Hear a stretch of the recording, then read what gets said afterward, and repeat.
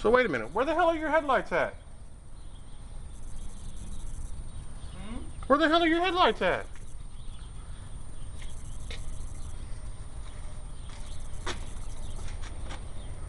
They both from back here. I'm setting the sides are in the back.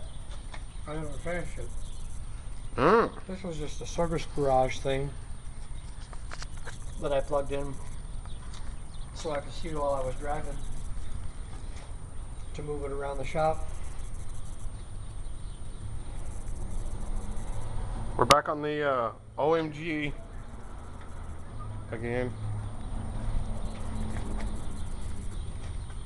Show them the wheel on the back of the truck. Okay, this is the back wheel. That's the back wheel, see? That's the back wheel. Okay, it's got 2 more treads than the front wheel.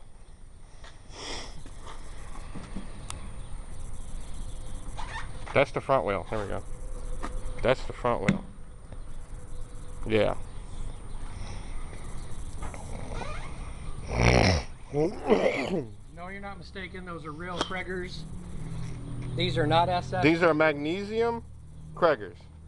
And this is a bias ply tire. You can see the And the inside's painted purple.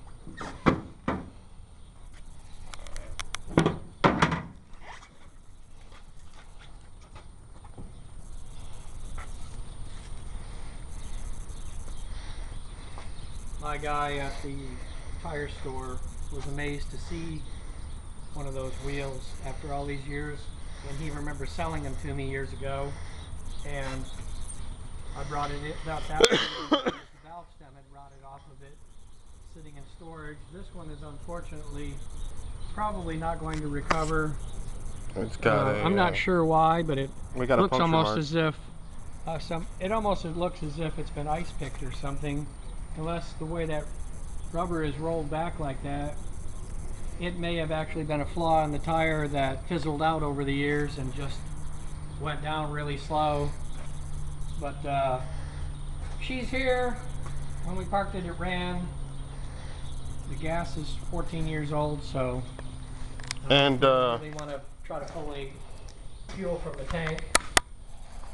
Since we were here putting the tires on to get it aired up to tow, she decided to puke on the floor. Behind the front tire, this is front tire. We're behind the front tire, between the fender here, and the door. This is transmission fluid that it's puked out. Since we've been here. Since we've been here. But this fluid doesn't mean that it's bad. No. What does this mean?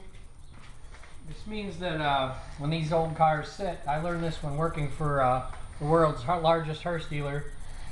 When you leave them set in storage, the transmission has a tendency to bleed off the torque converter and overfill the transmission, and then it pukes out through either the dipstick or the pan gaskets or whatever. And you think you've got a bad trans, and you will if you start it and try to move it without starting it up and leaving it run in park. Yep. For a couple of hours, and then just slowly feed trans fluid back in it. You don't need to worry about seals or anything. Yeah, you might think it's blown, but it's not. It's a safety precaution. If you leave it sit and run, sometimes they'll even hammer from sitting for 20 years as if it almost sounds like it's got a blown rod. But don't rev it up or nothing, just let it sit and knock, and the lifters and everything will go back into place and get all limbered up, and you'd be amazed at what I've resurrected over the years that's not mine for folks, because they didn't know and they thought they had done some epic fail, and it was just the nature of the beast. It's stuff like that that people don't tell you. That's okay. That's a safety precaution from the transmission going, whoa, I got too much fluid, I got to get rid of this shit. Have a nice day.